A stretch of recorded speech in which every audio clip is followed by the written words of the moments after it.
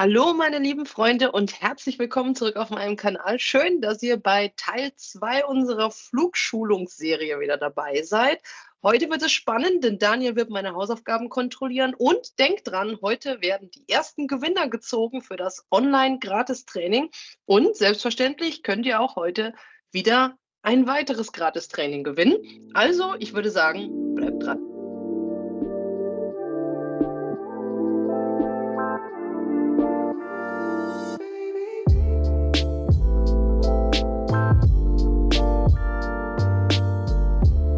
So, ich sitze hier mit dem Daniel. Herzlich willkommen zurück, Daniel. Schön, dass du wieder dabei bist.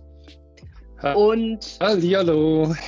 Ich würde sagen, bevor wir jetzt direkt in die Masterclass gehen, wie schon versprochen, es haben viele von euch fleißig mitgemacht und haben tatsächlich den Gewinncode gefunden. Daniel hat mir gesteckt, dass es jede Menge E-Mails gab. Jede Menge sehr freundlicher E-Mails mit Leuten, die den Gewinncode geschickt haben. Und der Daniel hat einen Gewinner gezogen oder vielleicht sogar mehrere. Hau raus. Ja, genau, Simon. Irgendwie bin ich gerade in Weihnachtsstimmung und da dachte ich mir, ach komm, es war das erste Training. Ich fand die Kommentare auf YouTube super nett und auch eben, wie gesagt, die E-Mails, die ich bekommen habe und dachte, ach komm, da muss ich mir kein Bein ausreißen. Mache ich doch aus einem Gewinner 3. Alle guten Dinge sind 3. Und ja, ich habe sie vorhin gezogen. Auf meiner Facebook-Seite steht auch das Video von der Ziehung. Aber ich kann sie jetzt hier auch nochmal nennen. Und zwar hat sowohl der Micha Barth mit TH geschrieben gewonnen, der Joachim Walz und der Björn Hempel. Herzlichen Glückwunsch an die 3 Gewinner. Ohne Witz, gerade in dem Moment habe ich gerade eine Notification bekommen, dass der Joachim Walz gerade kommentiert hat mit vielen Dank oder irgendwie so. Und der Björn Hempel hat vorher auch schon auf Facebook sich bedankt, dass er gezogen wurde. Der Micha Barth hat entweder wohl mein Facebook noch nicht abonniert oder wie auch immer, aber den informiere ich dann einfach über E-Mail. Genau, also ich denke mal, du schreibst den Leuten auf jeden Fall eine E-Mail zurück. Für den Fall, dass sie es sonst nicht mitkriegen. Ja, und ich habe mir auch gedacht, irgendwie, dadurch, dass ich jetzt 3 Gewinner gemacht habe, dann ärgern sich vielleicht die Leute ja noch mehr, dass sie dann nicht gewonnen haben. Dachte mir, ach komm, das heißt, das habe ich jetzt aber beschlossen, nur beim ersten Mal zu machen, aber die bekommen auch sogar noch 10% obendrauf. Falls sie mal ein Online-Training mit mir machen wollen, egal ob jetzt 5er-Karte, 10er-Karte oder Kennenlerntraining, das heißt, die bekommen jetzt auch alle nochmal 10%. Das heißt, Glückwunsch an alle, die mitgemacht haben. Ihr habt trotzdem irgendwo gewonnen. Und ja. Ja, du arbeitest aber sehr fleißig an deinem Heiligenschein, sag mal. Oder an der Pfadfinder-Anstecknadel. Ja, dafür muss ich dann die nächsten 3 Tage keine gute Tat vollbringen. Deine arme Frau, die tut mir jetzt schon leid. Die ganzen guten Taten sind jetzt schon weg. Wenn auch ihr ein gratis Online-Training mit dem Daniel gewinnen wollt, dann erinnere ich euch nochmal ganz herzlich daran, was ihr tun müsst. Nämlich, ihr liked dieses Video, ihr hinterlasst einen netten kleinen Kommentar und schickt dem Daniel eine E-Mail an diese E-Mail-Adresse zusammen mit dem Gewinncode und idealerweise mit einem kleinen Screenshot, wo man sehen kann, dass ihr abonniert und kommentiert habt. Und dann seid vielleicht auch ihr das nächste Mal glückliche Gewinner von einem gratis Online-Training und könnt in den Genuss kommen, den Daniel auf die Nerven zu gehen und ihn mal drüber gucken zu lassen, wie ihr euren Flugstil verbessern könnt. Vielleicht gibt es auch irgendeine Flugfigur, die ihr schon immer mal lernen wolltet. Dann ist das jetzt eure Möglichkeit. Aber jetzt zurück zum Flugtraining. Dann würde ich sagen, legen wir los mit dem zweiten Training, oder? Womit fangen wir denn an? Ich meine, es geht im Endeffekt darum, dass du ja die letzten 4, 5 Jahre eigentlich immer, sage ich mal, so mehr oder weniger das Gleiche fliegst und dich dann da irgendwo nicht weiterentwickelst. Und mich würde es einfach interessieren, kannst du sowas wie Snakes und so weiter? Weil ich habe dich natürlich schon angeschaut, praktisch, was du so kannst. Aber wir haben jetzt noch keine Komplettanalyse gemacht. Kannst du sowas wie Snakes eigentlich oder auch so ganz enge Kurven? Eine Komplettanalyse. Das klingt schön. Ja, ich fliege ab und zu mal so etwas, was man vielleicht... Der Tisch ist hier echt doof. Warte mal, ich mache jetzt hier mal was ganz Tolles. Ich habe ja einen höhenverstellbaren Schreibtisch. Sonst hänge ich nämlich irgendwie immer mit dem Sender genau auf meiner Tischplatte. Wahrscheinlich jetzt wieder. Ne, jetzt geht's. Ich habe die mit zwischen den Beinen. Ja, Männer haben immer alles zwischen den Beinen, ich nicht. So, jetzt pass auf. Ich probiere es jetzt einfach mal. Nicht lachen, zugucken.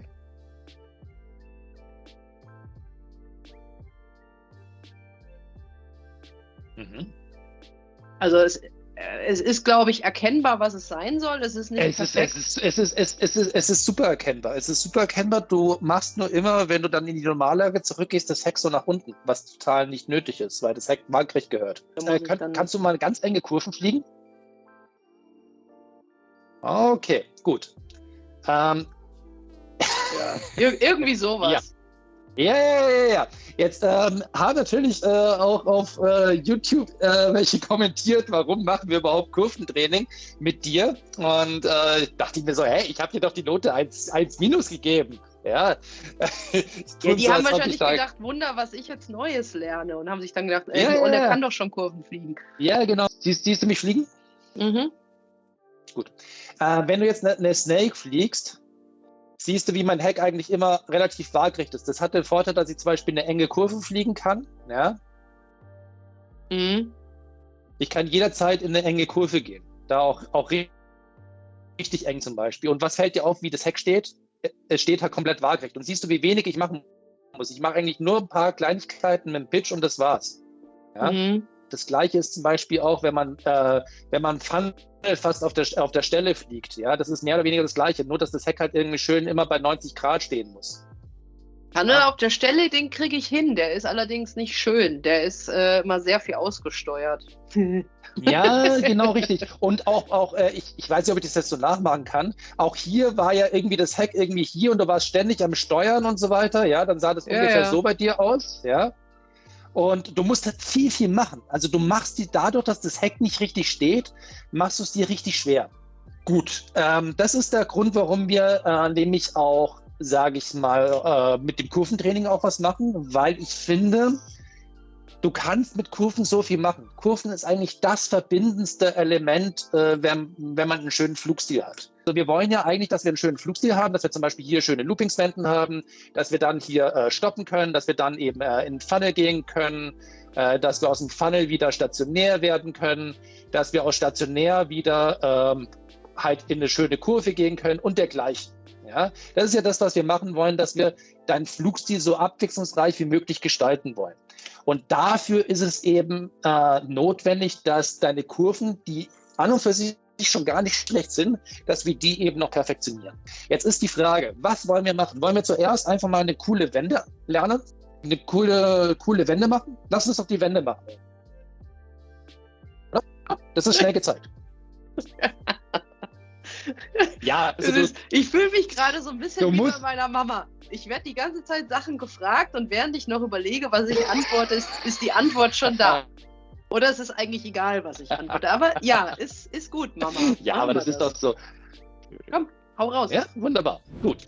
Und zwar, man muss rollen können und man muss Negativ-Loopings können. Ja, aber was halt schön ist, wenn man eine Wende machen könnte, kann man natürlich so einen Turn machen. Ja, aber das wird halt irgendwann mal langweilig. Ja, das ist die Frage, wie kann man praktisch von links nach rechts und umgekehrt etwas spannender kommen. Und zwar, das habe ich übrigens von einem Flugschüler. Der hat eine halbe Rolle gemacht, dann Negativ-Looping und dann Positiv-Looping. Ja. Halbe Rolle,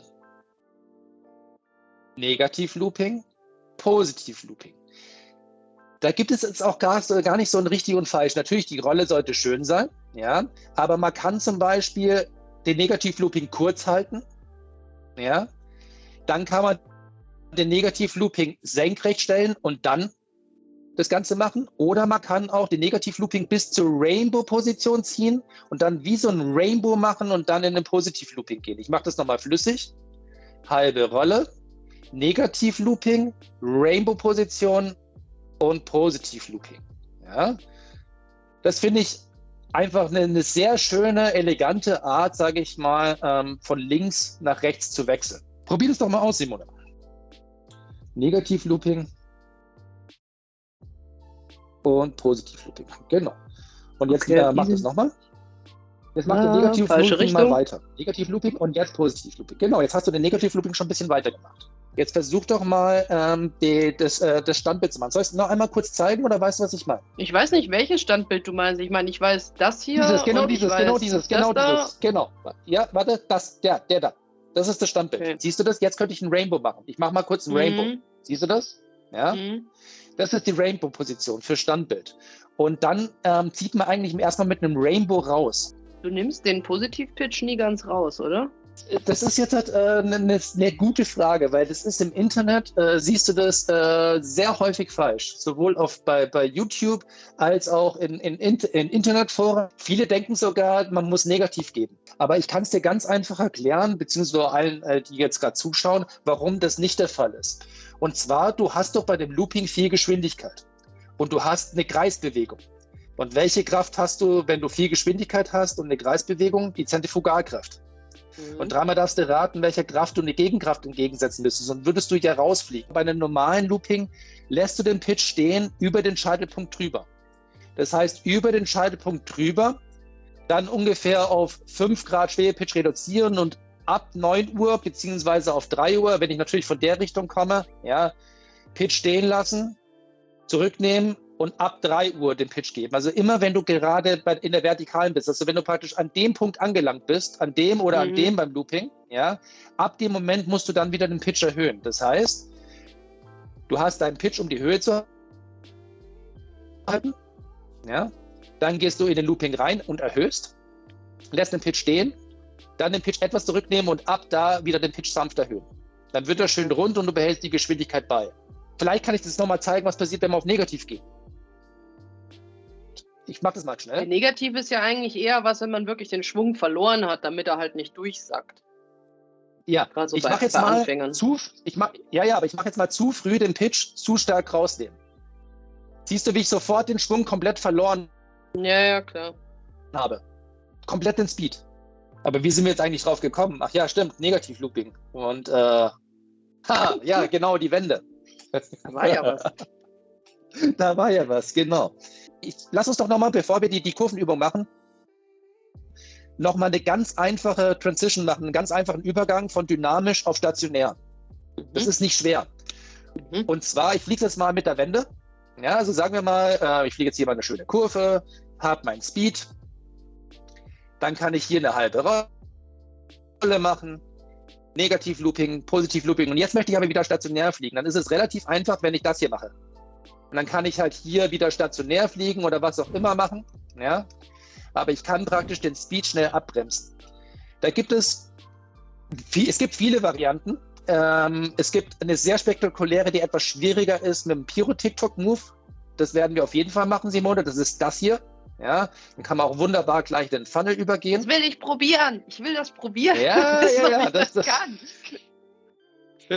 Das machen wir. Ob jetzt heute oder wann anders, aber das machen wir auf jeden Fall. Ich will das jetzt probieren. Das wirst du auf jeden Fall können. Ja, okay, machen wir dann jetzt. Jetzt, Mama, ich will das jetzt probieren. Aber wollen wir nicht einfach den Flugschülern mal zeigen, was einfach wäre? Und zwar ist es dieser Stopp hier. Du kippst praktisch, du hast jetzt Tempo, ja, kippst nach vorne und bremst ab. Und dann kannst du hier wieder theoretisch auch weiterziehen. Also du musst danach nicht stationär bleiben. Du kannst auch den Stopp machen. Du kannst den Stopp machen und danach wieder weiterziehen. Ja? Und was auch noch geht, ist The Wall. Das ist so der Klassiker. Du fliegst hier gerade lang, zack, lässt ihn gegen die Wand knallen und dann kannst du auch hier theoretisch stationär machen. Ja? Oder nach The Wall kannst du auch wieder dynamisch weiterziehen. Das sind so die 3 gängigsten Stopp, um praktisch viel Speed in 0, nix, sage ich mal, abzubremsen und eben den Wechsel zu machen von dynamisch auf stationär. Alles klar, Simone. Es ist ja bald Weihnachten, dann bekommst du, ich hatte eigentlich vor, das erst nächste Mal zu machen, aber dann lass uns das doch jetzt vorweg machen. Ich will es doch nochmal probieren, vielleicht sieht es ja scheiße aus, dann kannst du es mir nächstes Mal beibringen. Gut, dann zeig mir doch einen halben Pyro-TikTok, einen schnellen. Und zwar, ich fliege noch einmal kurz vor, ja, das hier. Wir brauchen diesen Move hier. Kannst du denn einen schnellen Pyro-TikTok? Weil das wäre die Grundvoraussetzung. Das werden wir gleich sehen. Das werden wir gleich sehen. Wunderbar. Achso, warte, ich muss hier wieder. Ja, also. Mach's mal richtig aggressiv. Ja, nicht schlecht. Jetzt schauen wir, dass das Heck besser steht. Ja, das Heck sollte danach wirklich schön senkrecht stehen. Der wird besser, aber das Heck ist immer noch nicht, das ist jetzt bei 80 Grad gewesen.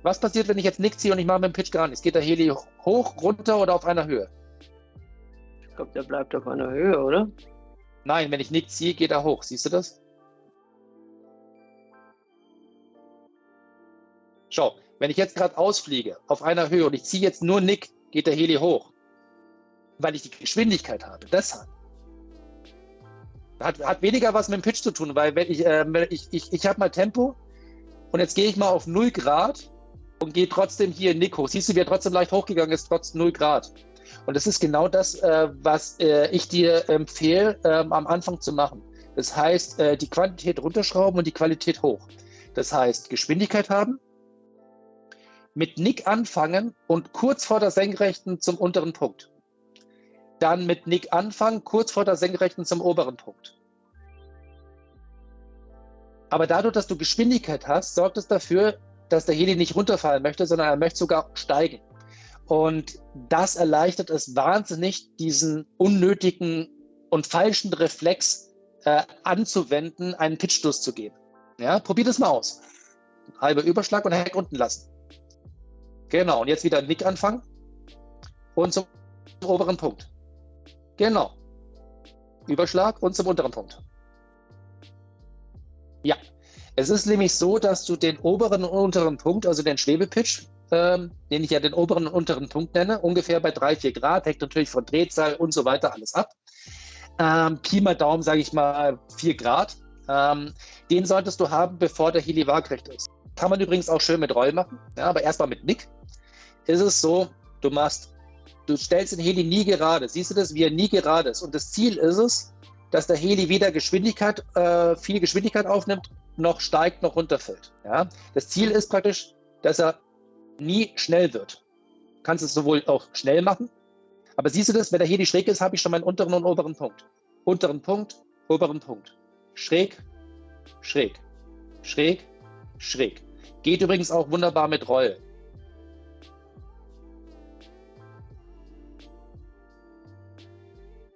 Ja, hat eben den riesen Vorteil, dass es viel leichter fällt, den Leuten den Reflex, einen Pitchstoß zu geben, eben nicht zu machen, weil der Heli hier automatisch leicht hochgeht.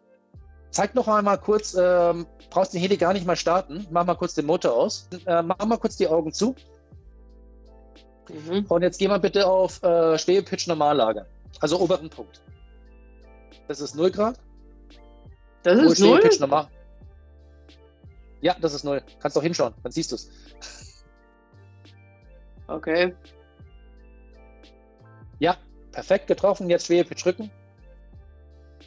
Perfekt getroffen nahezu. Ja, super. Nochmal zurück. Schwebepitch. Sehr gut. Und Schwebepitch. Und ja, das hast du nur 2 Grad. Merkst du, wie du einen Tick zu wenig hast? Man kann das schon üben und deswegen ist ja auch der Grund, warum ich die Trockenübungen eben empfehle. Weil du eben nicht richtig fliegen musst, damit das Unterbewusstsein diese Punkte lernt, sondern du kannst ohne zu fliegen eben das ins Unterbewusstsein reinbringen. Das funktioniert aber nur, wenn du die richtige Senderhaltung hast. Im Übrigen gibt es dazu ein Video auf meinem YouTube-Channel. Das Gefühl für die richtige Knüppelstellung kannst du nur haben, wenn der Daumen zu keinem Zeitpunkt durchgestreckt ist und du anfängst zu schieben. Das erkläre ich dann auch in dem Video. Das kannst du ja, wie gesagt, unten verlinken dann. Nur damit jetzt kein falscher Eindruck entsteht. 2 Grad ist ja noch nicht weit weg von 4 Grad. Das ist schon in Ordnung. Nur wenn es halt, sage ich mal, wenn sich 0 Grad anfühlen wie 4 Grad, dann läuft was falsch. Oder wenn sich 4 Grad anfühlt, wenn du 10 Grad oder 8 Grad hast, 9 Grad, irgendwas viel zu viel.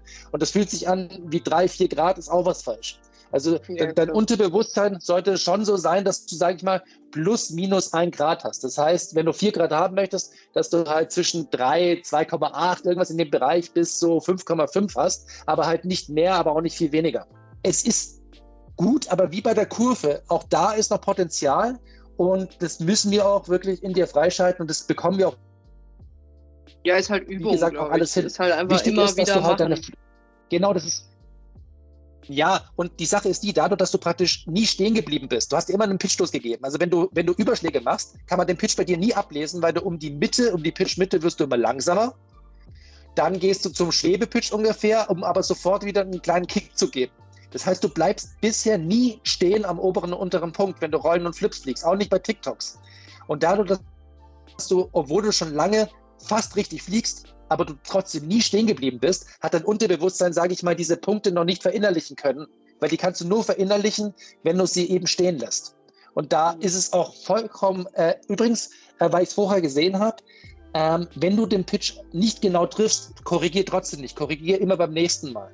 Es ist vollkommen in Ordnung, dass du einen Fehler machst, nur dann registrierst du, oh, das war jetzt zum Beispiel 1 Grad, 2 Grad, dann gehst du beim nächsten Mal auf 4 Grad positiv und dann versuchst du beim nächsten Mal gefühlt ein bisschen mehr zu machen, damit du eben nicht bei 2 Grad, 1 Grad landest, sondern eben bei 4 Grad ungefähr. Ja?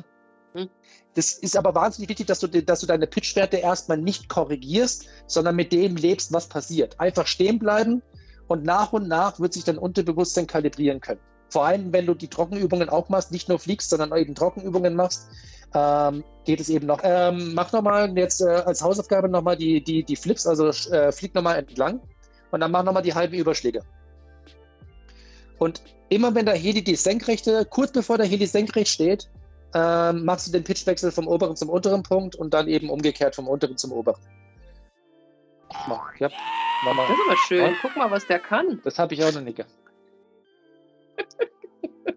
Das war geil. Tatsächlich, so einen Crash habe ich noch nie gesehen am Simulator und ich habe schon echt viele Flüge. Gut. Also ich mache dieses Vorwärtsfliegen mit dem Pitchwechsel, die TikTok-Geschichten. Genau. Und die Augen zu oben-unten Geschichten. Genau. Und was mir enorm wichtig ist, dass du den Pitchwechsel immer mit dem gleichen Tempo machst. Ja? Und dass insgesamt deine Standbilder, egal wo du sie machst, ob jetzt beim TikTok oder so, einfach, dass du darauf achtest, dass die Standbilder nahezu immer den gleichen Winkel haben. Dass sie nicht mal 10 Grad, mal 80 Grad sind, mal 40 Grad, sondern ja. Das ist aber ein hartes Brot. Ja, wir wollen ja einiges erreichen. Ich kann es gerne versuchen. Ich weiß nicht, wie viel davon ich hinkriege, ob das so schnell geht, dass ich das besser hinkriege, aber ich achte mal drauf. Wir haben ja jetzt erst das 2. Training. Insofern ist ja noch lange hin. Ist ja noch nicht mal das neue Jahr. Hey, das gibt's hier nicht. Ich habe die Übung vergessen, die ich zeigen wollte, die Kurvenübung. Du mit deinem ganzen Wunsch, ich möchte Pyro-TikTok-Stab machen. Meine Güte. Und zwar, du gehst in den No-Pitch-Trainer, vollkommen egal, wie der Heli steht, Hauptsache, er steht schräg. Ja? Und danach ziehst du Nick. Das ist eigentlich wie so ein Spielchen. Du kannst den Schwierigkeitsgrad selbst bestimmen. Je höher der Nickausschlag, desto schwieriger ist. Wenn ich jetzt den Nickausschlag hier habe, ist es auch für mich verdammt schwer. Ja? Je weniger Nick, desto leichter. Wichtig ist, dass du den Nickwert, den du einmal festgelegt hast, nicht veränderst. Jetzt ist es so, welche Kurven könnte ich jetzt mit Nickziehen alles machen? Ich kann natürlich zum einen, könnte ich Rücken rückwärts fliegen, oder? Ich kann Rücken rückwärts in die Richtung fliegen. Ich kann Rücken rückwärts in die Richtung fliegen. Was kann man noch mit Nickziehen machen? Einmal die Rechtskurve und einmal die Linkskurve. Siehst du das, wie ich eigentlich relativ stabil die Schräglage halte? Und ich mache mal ein bisschen schneller. Also jetzt ist es deutlich schwieriger. Ziel ist, dass ich immer so zwischen 60 und 70 Grad Schräglage lande. Zack, Rechtskurve und schon bin ich zentrisch. Siehst du, wie die Kurve stabil ist und ich habe meine 60, 70 Grad ungefähr. Also da deine Übung ist quasi, zieh den Nickknüppel in irgendeiner Art von Ausschlag, lass ihn dabei und dann benutzt du nur das Heck dafür, damit es so aussieht, als würdest du in Real Life eine Kurve in eine gewisse Richtung fliegen. Komplett richtig. Du machst alle Kurven, also die Übung kannst du theoretisch sogar auch außerhalb des No-Pitch-Trainers machen, aber es ist schon sehr, sehr anspruchsvoll. Möchte ich nicht, weil das war tatsächlich diese ganze keine Roll benutzen Geschichte, die hat mich jetzt echt nochmal ein paar graue Haare gekostet und echt für Frust Das auf jeden Fall. Das auf jeden Fall. Meinst du, wir kriegen Pantene Pro V als Sponsor für den nächsten Video? Daniel, vielen lieben Dank. Bitte, bitte. Erhol dich gut. Ja, du dich auch. Wir hören uns so in 2 Wochen, würde ich mal sagen. 1,5, 2 Wochen. Im neuen Jahr. Im Jahr 2024. Genau. Wenn es dann wieder einen neuen Gewinner gibt. Ja. Vielen lieben Dank für deine Zeit. Sehr, sehr gerne. Ja, dir frohes Fest. Dann ich wünsche dir ein frohes Fest, einen guten Rutsch und wir sehen uns nächstes Jahr wieder. So machen wir das. Tschüss. Das war's mit der heutigen Folge von Daniels und Simones Flugtraining. Naja, eher Simones Flugtraining. Ich habe wieder sehr viele interessante Sachen gelernt. Wieder viele Sachen, die mir bei meinem Training zwischen den Videos die Haare zu Berge stehen lassen. Denn ich merke schon, wie ich Sachen, die ich seit 15 Jahren immer gleich mache, jetzt neu koordinieren muss. Das wird ein Spaß. Aber ihr werdet sehen, wie ich mich schlage. Ich bin selber gespannt, wie sich mein Flugstil verbessern wird mit all der Zeit, denn die Tipps vom Daniel sind wirklich Gold wert. Denkt daran, macht mit beim Gewinnspiel, wenn auch ihr das nächste Mal ein glücklicher Gewinner sein wollt. Dann bleibt mir nichts anderes übrig. Euch frohe Weihnachten, schöne Festtage und natürlich einen guten Rutsch und einen guten Start in die Flugsaison in 2024 zu wünschen. Und ich hoffe, wir sehen uns in Flugschulungsvideo Nummer 3 nächstes Jahr wieder. Bis dann!